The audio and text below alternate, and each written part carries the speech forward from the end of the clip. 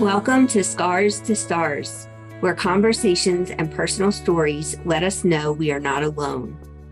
In this show, you will meet authors and speakers from our books and events as they share vulnerable personal stories to spread hope and inspire you through adversities in your own life. The world is a difficult place. You will find like-minded people here with kind hearts and supportive souls. I am your host, Dina Brown Mitchell. I am a suicide survivor and the founder of the Realize Foundation. I am so glad you are here. Let's dig into this meaningful conversation.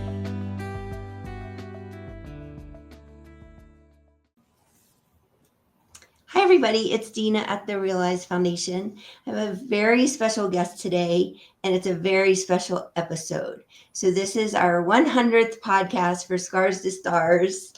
And we have Frank King here. I'm very honored to have you here, Frank. So thank you for being here. Your audience should know that I'm not here voluntarily, and it's part of a plea bargain. I just want them to know that it was jail or this. So, Got it. Well, audience, you should know a little bit about Frank King. He's a suicide prevention speaker. He was a writer for The Tonight Show for 20 years. He's a speaker and comedian, as you can tell, for 38 years. Mm-hmm. His speaking is informed by his lifetime of depression and suicidality and coming close enough to ending his life that he can tell you what the barrel of his gun tastes like, turning that long, dark journey of the soul into 13 TED Talks. And I think a 14th is coming. Mm-hmm. And sharing his life-saving insights with corporations and associations. He's shared the stage with comedians Jeff Foxworthy, Adam Sandler, and Jerry Seinfeld. So thank you so much for being on the Scars to Stars podcast. We're happy to have you. My pleasure. I was, Deb Wellenow said, look, you got to do this. For those that don't know, that's a mutual friend of ours. Yeah. Yes, and Deb is on my board. So that's right. I forgot about that. She said on our board meeting that she would reach out to you because Deb has been involved in this since our very first virtual event in 2021. Whoa! And she's written in all 4 books. Mm-hmm.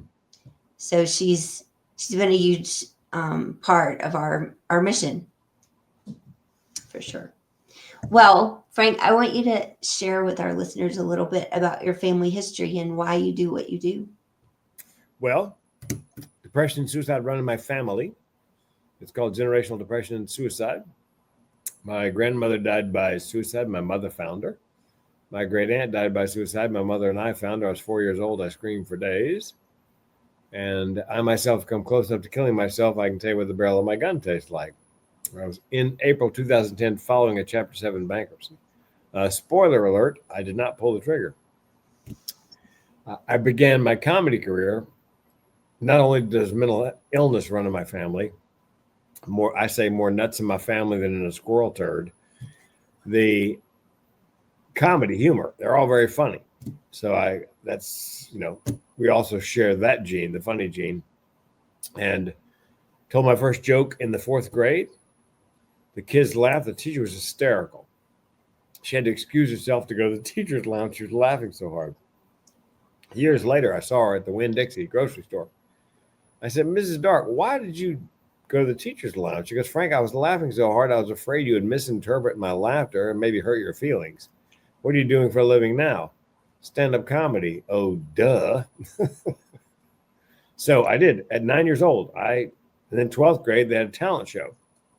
And nobody had ever done stand-up. So I did stand-up. I did it because the drama teacher, I really give my drama teacher in high school credit for my comedy career because Miss Dyson never cast me in a role that was a speaking part in 3 years of drama in high school. And I thought, you know what? If I do stand-up, I can write, produce, direct, and star in my own little show every night. So I did the talent show and I won. Of course, Deanna, I beat the accordion player and the folk dancer. It's not a real tough victory, but still. I told my mother I'm going out to LA to be a comedian. And she said, because she's big on education, No, son, you're going to college first. I don't care what you do when you get done. You can be a goat herder for all I care. But you're going to be a goat herder with a college degree. So went to UNC Chapel Hill, got a couple of degrees, and then bolted for the West Coast. On April 1st, I guess 40 years ago this month, I did my first open mic night.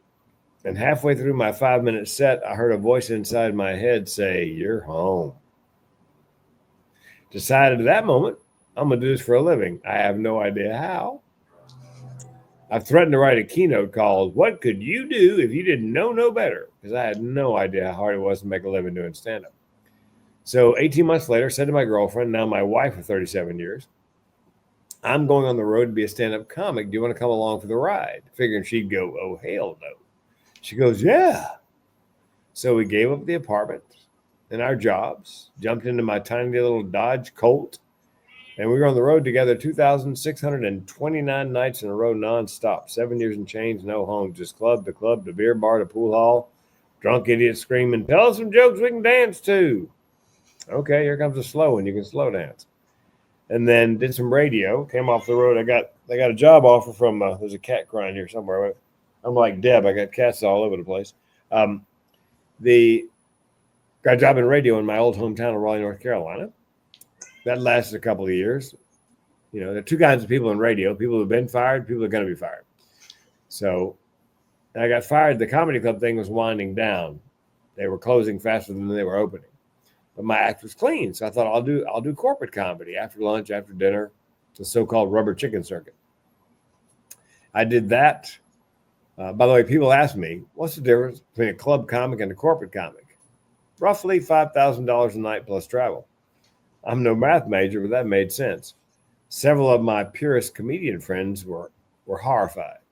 "You sold out. You went corporate." Yes, I'm a whore, but I'm a high-priced whore. And then the bottom dropped out of the speaking market with a recession, the worldwide financial collapse. Income dropped 80% overnight, ran all my credit lines out as far as I could to keep us afloat, and filed Chapter 7 bankruptcy. Just devastated my wife. And that's when I learned what the barrel of my gun tasted like. People ask, why didn't you pull the trigger? Well, suicidality is something of a three-legged stool. One leg is you have come to the conclusion you can pull the trigger. Second leg is you generally socially isolate. And the third is something called burdensomeness. You believe the world would be better off without you. And I knew my wife would be better off without me because I had $1 million life insurance policy. I was going to kill myself to get her the money. She'd be brokenhearted, but she wouldn't be broke anymore. But I sold insurance straight out of college. So I knew most policies have a 2-year suicide clause. You pull the trigger before 2 years, nobody gets anything. You wait till 2 years and a day, she gets $1 million. So I called my insurance agent. "Hey man, how long do we have the policy?" He said, and I quote, 22 months and don't do it. Because he'd had phone calls like that where the policy was in force and he has delivered checks to the beneficiary shortly thereafter. So I had to wait 2 months to kill myself. Thank goodness. And 2 months later, I don't really recall thinking I could do it today. I think things got a little better. Bankruptcy went through, phone calls stopped. We began to rebuild our lives. And then a couple of years later, 2012, meeting planner said to me, "Look, Frank, we love you, but we can't pay you $5,000 anymore just to be funny. You got to teach the audience something." What? I'd always wanted to do that, Dan. I always wanted to make a living and a difference. I had no idea what I had to teach anybody. And a friend of mine, Judy Carter, make a note if you want to be a speaker. Judy Carter wrote a book called The Message of You. Turn your life into a money-making speaking career. And she gave me a copy. I'm picking up a cat. She gave me a copy. Come on, kitty cat. Judy gave me a copy and said, "Look, Frank, read this. You'll figure it out." And I went into it thinking I got nothing. And then about halfway through, I thought, hold on just a second. Given my 2 mental illnesses and my near suicide and my family history, I thought I could keynote on suicide prevention if I got some training, which I have done. Second hurdle was, who's going to take me seriously after 2.5 decades of comedian? And my wife goes, "Well, do a TEDx." And I said, "What's a TEDx?" Just happened to get an application that week from a TEDx in Canada. I filled it out. I got the audition. I got booked first time out. And that I did it on suicide prevention. And that proved to the world that I could do something serious with humor. You know, not jokes, but funny personal anecdotes. The opening joke, about a couple minutes in, I said to the audience, you know, I did some research when I got this gig. Went to TED.com, see how other people handle the topic of suicide. Figuring it'd be probably 2-3 dozen talks. There were only 3 talks on suicide. I said to the audience, well, duh, if you're really good at suicide, you're not going to be recording a TEDx talk. So that's when they realized, ooh, this is going to be a little different. And that was 2014. And I've been speaking on suicide prevention ever since. And I coach speakers and I tell them, look, you need to pick a lane. Be the thought leader or expert. Don't be a generalist. Whatever is at the intersection of your passion, your skill, and your experience is what you should be talking on, whatever you're passionate about. And just one thing, so that when people come looking for somebody who speaks on that topic, they don't want just anybody. Eventually they want you. You're giving up talking on the other things you can speak on, but nowadays meeting planners, Deanna, they want an expert or thought leader. They don't want somebody who can speak on half a dozen things like they used to back in the 90s. So I decided January 1st, 2018, I was a suicide prevention speaker, period, full stop. That's all I'm going to market. That's all I'm going to do. If somebody asked me for one of my other speeches, sure. But I don't market myself that way. I just market myself as a suicide prevention speaker. And that's how we got here today. Yeah. Well, I was a meeting planner for 25 years. I Oh, boy. Still am. But the thing is, you know, I had a very successful business prior to COVID. It was all in corporate events. And I lost all of it and went through bankruptcy as well. Oh, boy. And what I did was started talking about my suicide attempt 23 years prior because I had just lost a friend. And I was feeling like if I would have spoken up, maybe it would have mattered. Yeah. And so instead of, you know, finding another job with an income, I started a nonprofit. There you go. So here we are. Yes. Yeah. Well, tell us about the Tonight Show, because I know people want to hear about that. Oh, yeah. Jay was the single guest host for Johnny Carson. Mm-hmm. Joan Rivers had been, but she got her own late night TV show, and didn't bother to tell Johnny, and he got mad. And then Gary Shandling got an HBO show and didn't have time to do both. So it fell to Jay to be the single fill-in host. And Johnny was apparently very mercurial. He'd change his mind, you know, turn on a dime. He'd tell the staff, all right, look, I'm taking next week off with no warning. And so that meant Jay had 4 nights to cover the next week, because Mondays was Best of Carson, a rerun. But Tuesday through Friday, Jay had to have 18 jokes per monologue. So he started hiring road comics like me to fax in jokes when Johnny said, I'm taking a week off. And so word would go out, and I would write, 12, 24, 36 jokes a day, and then fax them in. That's back. We actually traveled. I had a fax machine we traveled with. I mean, big, bulky, but I needed it because that's how you got your jokes to Leno, was by fax. And we were known as fax writers. We were contract labor. We signed an independent contractor contract. We were contract labor. And when he got the job for real, he let most of the contract labor go, but kept a few of us on. And I kept submitting until he left for CNBC. That's cool. And a nice guy, by the way. When I had my first open heart surgery, something else runs in my family. I get to a regular room out of cardiac ICU, and the phone rings, and it's Leno. Well, I couldn't reach the phone, so a comic friend of mine was with me. He picks it up. He hears the voice. He thinks it's another comedian impersonating Leno, and he goes, yeah, right, click. No. Phone rings again. No, really, it's Jay Leno. Oh, God. And so he handed me the phone, and Jay said, I heard you had eye surgery. It's a good thing you didn't have it in L.A. They'd take it out and leave it out. So really a genuinely nice guy. Awesome. I've heard all your jokes then because I used to watch The Tonight Show back then. I had several in the monologue every week, and it was pretty competitive because that means of all the fax writers, yours was better, and all the writers on site, you beat them out because everybody's working from the same source material, the newspapers. So, we're all writing jokes on the same topics, and to get one, pass better than the writers in the room at NBC was, quite something. Yeah, that's awesome. I wonder how when you did your first TED Talk, were you just focused on the suicide prevention method or message, or did you always know that's what you were going to talk about? Yes, absolutely. I had a heart attack 2 weeks before that, and I was in the woods with the dogs by myself, about a half mile from the car, and had a heart attack. And I've had enough heart issues. I knew exactly what it was.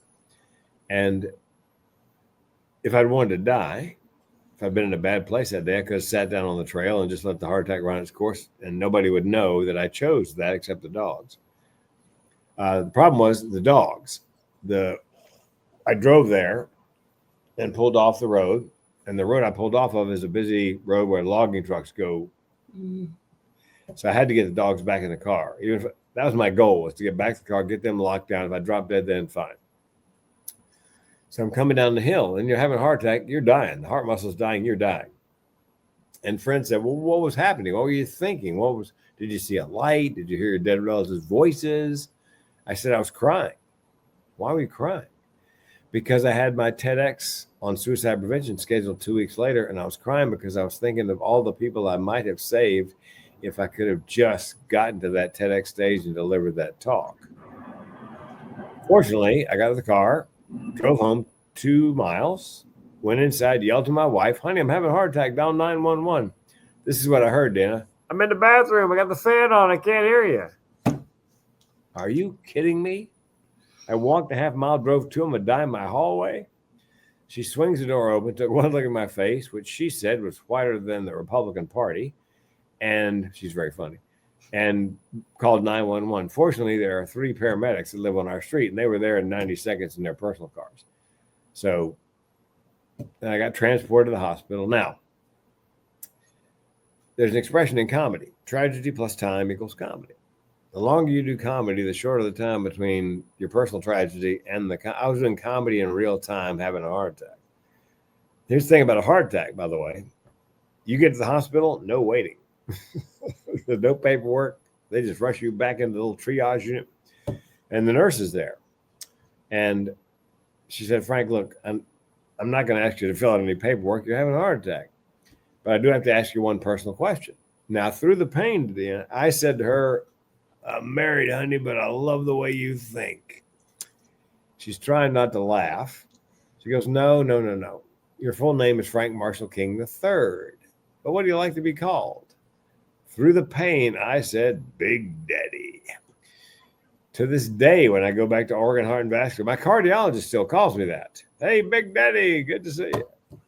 So, yeah, so it's that, again, the heart problems run in and I did the first talk, and I decided I would come out of the mental health closet on stage at that TEDx. Nobody in my family, my friends, nobody, my wife knew that I was living with major depressive disorder and chronic suicidal ideation. I mean, they knew I was a little moody at times, got down, but had no idea how bad it was. So when it went up on YouTube, my wife's about to play it. I said, look, don't hit play yet. There's a couple things I need to tell you before you see it in that video. She had no idea how bad it was. So, but that, that vulnerability for speakers is a superpower. To especially a man, because men tend not to share those kinds of things. Yes. And live on stage vulnerability is I believe, a superpower. I believe it gives other people permission to give voice to their feelings and experiences. So I do a little general Q&A at the end of each keynote, and I say, look, if you have a question you want to ask or a story you want to tell, and you don't want to do it in front of everybody, I'll hang up another 30, 45 minutes, take them individually. Always a line, sometimes 2 people, sometimes 10. And I've heard some amazing stories. But yes, and I always do that. And I also put my phone number on the screen, my cell number. I go, look, if you're suicidal, dial 988. If you're just having a bad day, call a crazy person. Here's my cell. And about once every 2 weeks, somebody calls. Mm-hmm. I can relate. Since I started this 5 years ago, I get a call like that out of the blue. I got one yesterday from a very good friend that I hadn't talked to in a while, and it's always, I'm always glad they call, but it's always not easy to have a conversation. Young man called me one day, sounded young. He goes, man, I can't believe this is your real cell number. I go, dude, how bad would the karma be to say, if you're having a tough day, give me a call and give you a fake number? I said, but that said, I'm a comic. So here, hold please. And I said, if I was going to make you hold, do you know what the on hold music would be? He goes, no. Another one bites the dust. Then another one down. He goes, man, that's sick. I go, I'm a comic. What do you expect? Hi there, it's Dina. If you like our podcast and you're enjoying learning about other people's stories of overcoming adversity, please go over to therealizefoundation.org and support us by donating. We believe that conversations, community, and personal story can change lives and reduce suicide ideation. And we also have a way, if you have a business, you can support us without money out of your pocket. So go on over to realizefoundation.org and look at the donate page, and you can learn how to support us as a business, and also you can donate any amount. Thank you so much. Well, I think what you said earlier about stories and being vulnerable is really what Scars to Stars is all about, because we tell our stories in books, and then we have these podcasts, and everybody gets really vulnerable really quick. And, when we first start our book process, we meet 12 weeks in a row, one night a week. And the very first call, I've had personal conversations with all of them, but they don't all know each other. And so the first thing I do is say, I need everybody to introduce yourself and say what you're going to write about. And automatically in that first hour, everybody has bonded in some way. And that, it's just a great experience that we spend those 12 weeks together, and then we have this book, and it's been a really cool project. Yes. And Judy Carter in the book, The Message of You, will tell you that when you're doing a speech, TEDx or otherwise, you begin with your messes and stresses. People want to hear that before your successes, she says. Mm-hmm. And so, and she would tell you the messes and stresses are where the money is. All that lived experience, the stuff that was so painful that you waded through. And people, they want to hear about the hero or heroine's journey. How'd you get here? How was it? I mean, how'd you struggle before, And I think unfortunately, a lot of people don't understand it because they've never been there, but there are people who do understand it more than and they haven't spoke up because they feel alone. So when they hear you talk about it on stage, or they hear our podcast or read our books, it makes them feel like they're not alone. And that's our whole purpose. Yes. And I felt alone. I figured just me.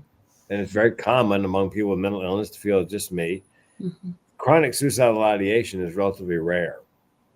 It's not in the DSM-5 Diagnostic and Statistical Manual, the big book of psychological illnesses. Hopefully it'll be in the DSM-6.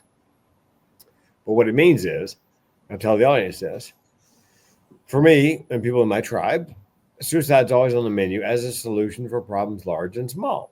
And when I say small, my car broke down a couple of years ago. I had 3 thoughts unbidden. 1, get it fixed. 2, buy a new one. 3, I could just kill myself. That's chronic suicidal ideation. Every time I tell that story, and I do it every keynote, almost every time there's been at least one person in the audience who has chronic suicidal ideation. They do not know it has a name. They think they're just some kind of freak and all alone. I had a young woman at a college event come up afterwards and thank me for the keynote. I said, "You're welcome." She goes, "Well, I got to tell you, it made me weep." "How did it make you weep?" She goes, "You know the story about the car? Get it fixed, buy a new one, kill yourself?" I go, "Yeah." She goes, "I've been having those thoughts all my life. I didn't know that had a name. I didn't know it was a thing. I thought I was just some kind of freak and completely alone. And then when I heard you describe it and say you had it, I realized for the first time in my life that I'm not alone, and I wept." That's the power of being vulnerable and sharing those stories on stage. Yes, it's true. So if you had to tell us something about one of your other TED Talks, since you've done so many, what would you share? There are two of them that the title and subtitle were good enough that I did not have to audition. I tell my students the first hurdle in landing a TEDx is creativity, because they get a couple hundred applications minimum. And so you have to have a hook. You have to have something to grab their attention as they read through the title, subtitle, whatever.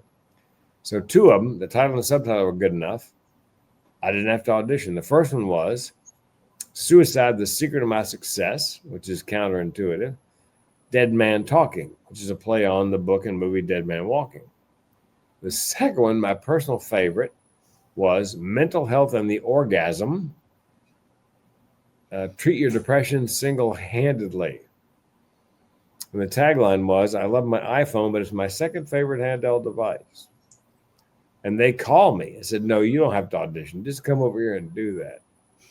So, and we had a ball. I mean, there's some scientific evidence in there, about the benefits of, orgasm with someone or without.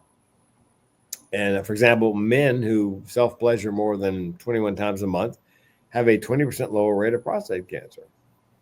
So I said to the audience, if 21 is the threshold, 21 times a month is threshold, at this moment, I'm immortal. And I close with a joke that my wife said not to do. She goes, "Don't do that." I go, "I'm going to do it. It's going to kill. It's going to give me a standing ovation." And the joke was, "You guys know why they call an orgasm an orgasm?" And they're looking at me like, "No." I said, "Because nobody gets spelled." Standing ovation. Funny. You got me off track. I can't think of a question right now. No, that's all right. I've had other ones on more serious topics. Mental health, mental with benefits, the evolutionary advantages of mental illness, because I kept bumping into people with a mental challenge who also had some other amazing superpower, writers, comedians, actors, and I thought this cannot be a coincidence that these people are this talented. And sure enough, there is evidence that oftentimes a mental disability comes with an amazing array of mental abilities. And I did it for kids. If we could convince a child, yes, you have a mental disability, but I bet you've got some mental ability your peers can't touch, it would, I believe, reduce bullying and stigma and hopefully eventually youth suicide, if you could convince them and their peers that they're actually special in that way.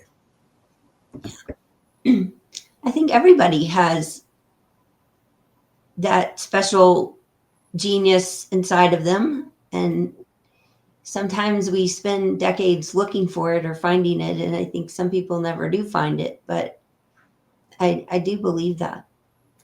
Yes. And I taught a class, several classes, called Stand Up for Mental Health. And to get into the class, it's a comedy class. You have to have a mental health condition. And to teach it, you have to have a mental health condition. So it was part comedy class, part peer counseling. And I got to tell you, those young people, most of them were young, were the funniest, best writers of any comedy class I'd ever taught. The idea is you do stand-up comedy about your mental illness for the public to change the way they see or how they see in their mind what someone with a mental illness looks and sounds like. And if public speaking is the number one fear for most people. Public speaking and talking about your mental illness has got to be up there somewhere. But dear Lord, they were funny. I come into class, I always started with, okay, what do you got for me this week?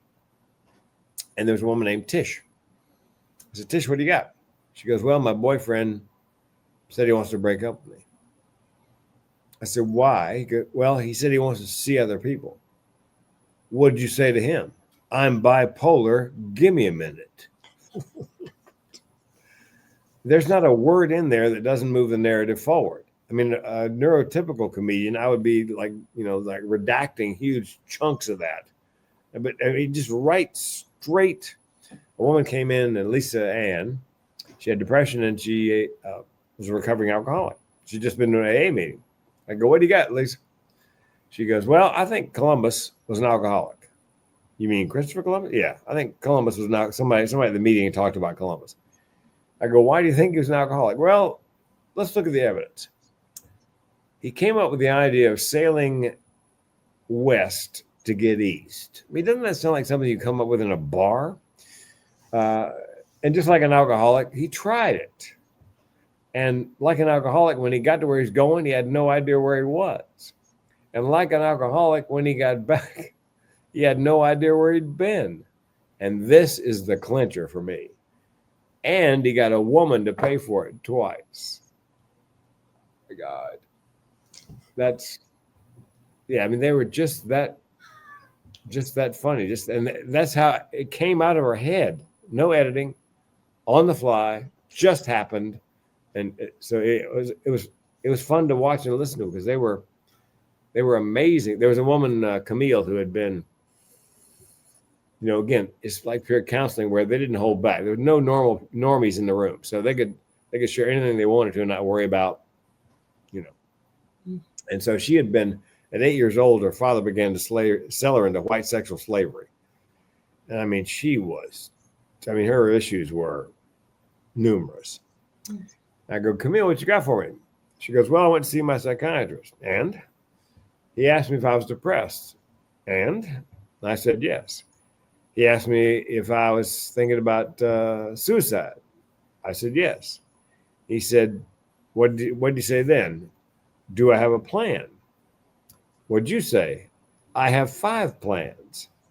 He said, 5 plans? I said, yes. Do you want to hear them all or just the ones that involve you? Again, that's the way it came out of her head.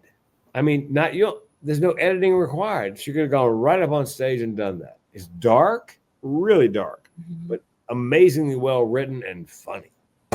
So yeah, and again, I think that's part of that mental ability, mental disability, other abled, plus the fact that I think a lot of these people spend a great deal of time shining a flashlight into the darkest corners of their psyche. A lot of self-reflection. And so, they were an amazing group of people. It's true. I also think it takes a lot of talent to do what you do, because the first time I saw your first TED Talk, I didn't really know what to expect because I knew you were a comedian and I knew you were going to talk about suicide, but I didn't understand how you were going to do that. And I think it's brilliant how you do it. And it's in a way that's not offensive or, off-putting. Yeah. As I've said many times, it's nothing to joke about, but I mean, funny things happen, real things. I was doing a speech for NAMI, National Alliance Mental Illness, the Oregon chapter up in Portland. And the meeting planner called me, Michelle, and she knew I put a gun in my mouth. And she goes, well, you're doing the keynote for us for the fundraiser. I go, yeah, I can't wait. I said, what do you want me to cover? She goes, I don't know, just give me a couple of bullet points. So I let that hang in the air, and she goes, oh my God. I go, relax, Michelle. It was just too funny not to make note of it. Had a guy call me late one day. I'm sorry I called you late. He goes, I hope I didn't leave you hanging. I said, would you like to rephrase? Oh my God. Yeah.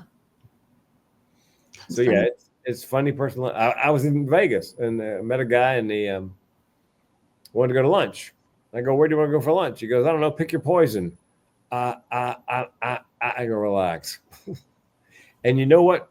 That event I went to, I was there talking about how to land TEDx, but I also told my story, my mental health story. And the guy who ran that event, Darren LaCroix, won Toastmasters International Speech Contest. I was on a panel with him recently. And he goes, listen, before you go any farther, I want you guys to know that Frank and I did this thing last February. It's like Stage Time University, and he spoke. He said, I heard from one of the guys in the audience, he was a father. And he said for me to tell Frank that the information that Frank gave him about having a young person, a son or a daughter who has depression and thoughts of suicide, he said, I believe that enabled me to save my son's life. So that's the ROI for me. My goal is to save a life a day. So I assume that day that was my life for that day. Yeah. And I mean, the point for me is that laughter is the best medicine we can have when we're in a depressed state. It's not always easy to find things funny when you're in that state, but laughter is healing. Yes, in my material, in my introduction, sometimes I say where there's laughter, there's life. Where there's humor, there's hope. Where there's laughter, there's life. Nobody actually dies laughing. I like that. That's a So good one. it's very rewarding. People ask me, because I tell my story over and over. Just telling your story over and over, because I get emotional, I get choked up. I believe as a speaker, you should move the audience, from crying to laughter back to tears. So I get choked up when I relive the stories. They said, does it trigger you to tell your stories? I go, no, you got it wrong. The fact that it helps people and that they come up afterwards and, and they tell me their stories or they share something, that's very therapeutic for me. Mm-hmm. So it doesn't trigger me in the least. I think it's therapeutic for everybody because I can say that when people say, they raise their hand and they say, I want to write in Scars to Stars, and they're scared and they're not really sure, how people in their life are going to take it when they write something because they haven't talked about it. But even the people who have talked publicly about their story and they come to write, they say, I'm going to come write my story to help other people. And by the end of it, it's like it changed them so much. It's in many ways, usually, writing that story and being part of this project and community. And they leave saying, I didn't realize how much this was going to change me. Like in a good way. Well, and the scars, as I mentioned, are where the money is. Somebody will call me and tell me about their issues, and I go, man, and this is going to sound really strange, but that's money in the bank. If you're willing to share that. And I've got one of my students, his son, a difficult birth. They were told he wouldn't walk or talk. And my client worked with him and got into where he could walk and talk and be relatively high functioning. One of the things he loved to do was go dune buggying in the desert. So they went out and they were in a dune buggy. And I guess a gas line blew gas all over both of them. And my friend was able to get out and get around the other side of the buggy, but his son didn't have the physical capability to undo the seatbelt. So he watched his son burn alive. I don't know how you come back from that. And I had a session with him the other day. Every Sunday we do Spotlight. My coaching clients can practice anything they're working on, TEDx, part of their keynote. And he did the opening of his keynote. And when we got back together later in the week for an hour of coaching, I said, it was bloodless. I could have memorized that and done it. I think I said, I think what may be happening is for you to survive all that, you've had to distance yourself from it. Because when you tell it, I don't feel like I'm there. I mean, I'm horrified and it's a compelling story, but it's a little casual, nonchalant.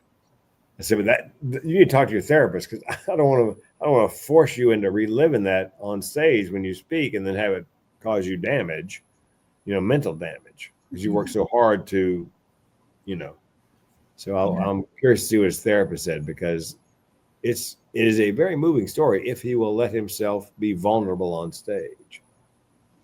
And I'm not sure he's capable of that given the scope of the tragedy. Well, maybe he needs more time. I don't know how long that's been, but 8-10 years. And I said that to him, it may take more time. Everybody comes to these things in their own time. mm-hmm. I have speakers oftentimes say, I think you should tell that story. Well, I'm not ready. Okay. Well, you'll know when. Mm-hmm. I've got a client with a TBI, traumatic brain injury. And I didn't know this, but that often causes depression and thoughts of suicide. And in her talk, she had mentioned depression. I said, you didn't mention the suicide. She goes, I don't think I'm ready. Well, within the next couple of weeks, when she did speak, she mentioned the fact that she'd been suicidal. She'd never said that out loud in public prior to that. So, but it took her, a few weeks to get up the courage to trot that out. It's hard. I think, it was around 2019 when I started even thinking about talking about it because I had lost a friend. But I owned a business and I had employees and clients, and I had been in leadership for 20 years, and I just didn't feel like it was okay for me to talk about it. And so in 2019, when I finally just felt like I had to, it was really hard, and I was really scared how people were going to react. And it happened to be early 2020 when I really started talking about it, and the whole world was in a different place, and it was well received. Mm-hmm. But I also will tell you that it still took me probably a year of journaling, which I had never done before. People had told me you should journal. I was like, I don't have time for that.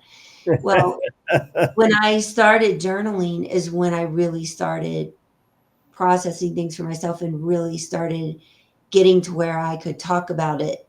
But I still would get really emotional for a long time.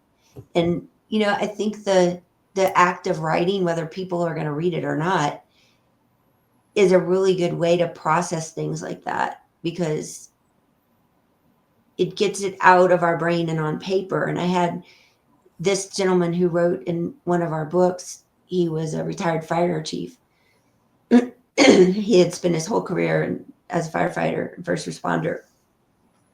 And he had multiple suicide attempts. He had a lot of trauma from a lot of different things in his life. But yeah, he told me on our interview on this podcast, he held up his paper to the screen and he's like, Dina, when you write it down, it's just words on paper and it doesn't hurt anymore. And when he said that to me, it made me think about how much journaling helped me, even though I didn't understand it at the time. And that's why people say writing this writing journey that we do is so impactful because everyone says either they learned something new about them, they've healed family relationships through writing these stories, like all kinds of things. It's amazing. Well, one of my clients has a talk, 5 building blocks to recovery, I think it is. And one of the building blocks is a self-care plan. And he thinks you should have one element in your self-care plan that is non-negotiable. That one thing you do every day, whether you do absolutely nothing else. And for him, to your point, is journaling. He found it very very helpful, and he does it every day regardless. I work out. That's my non-negotiable. But yeah, he found journaling to be extremely therapeutic. That's awesome. That's really awesome. I think I don't know. I'm in awe of what this has become, because it was just me in my head saying, I need to speak up and I need to do something. And, I didn't really know what that meant. And so we started with virtual summits, and then we started books, and now we have a podcast, and it's grown into something that's so much bigger than me. Yes, and you had, the misfortune of having me on your podcast. So there you go. That is no misfortune. I'm very grateful. Well, I'm delighted to be here. Deb Wellenauer, our mutual friend, said wonderful things about you. So, well, thank you. Well, thank you. She's getting closer and closer and closer. I just saw her do a 20-minute speech for Rotary. And she'd done a 9 or 10-minute speech at a speak event, something that helped her get booked. It's not a TEDx competitor. I saw that one. And she's done a few open mic nights, but here she is going to a Rotary Club doing 20 minutes. I didn't tell her. I was worried. It's not a comedy club. It's a business meeting.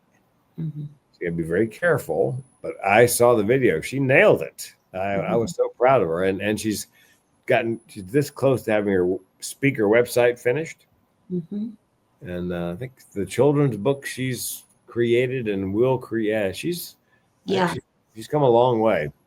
She has. And I have a new business that has a tech platform. So I'm going to help her with that website.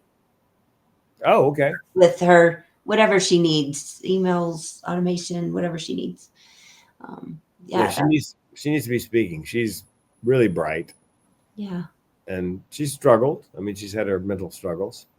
Mm-hmm. But I'm crazy about her. And, I convinced her to go to keynoting camp in Florida, live. It was a year ago, I guess, a little over a year ago, where we had 24 speakers, and we all went to camp, and we helped them create a marketable, bookable keynote. Mm-hmm. But I think for Deb, the community that it created for her, other individuals, gave her a tribe. Mm-hmm. She was pretty much isolated, I think, up to that point. Yeah, she's a dear friend to me too, and I really appreciate all that she's done for our mission.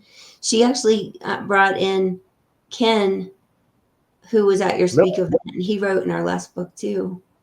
Yep, he's one of my clients. He has his own book. Yes.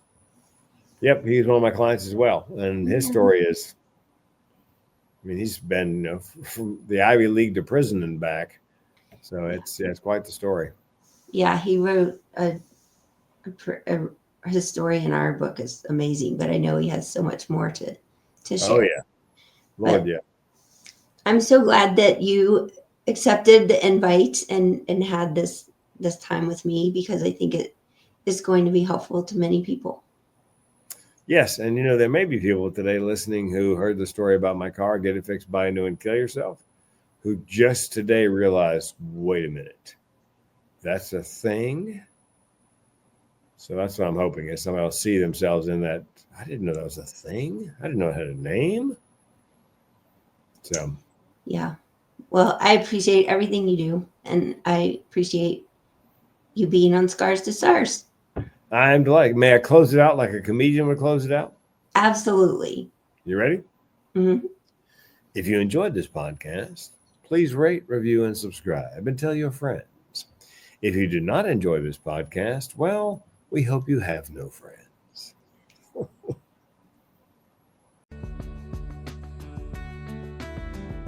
I'm so happy you joined us for this conversation. My wish is that you found comfort and hope in your own unique situation. If you resonated with our message, please head over to therealizefoundation.org, where you can apply to write your own story in one of our books. You can also download our 60 Ideas for Self-Care on the resources page. I can't wait to hear from you. Until next time, You are not alone. You are worthy, and you are enough.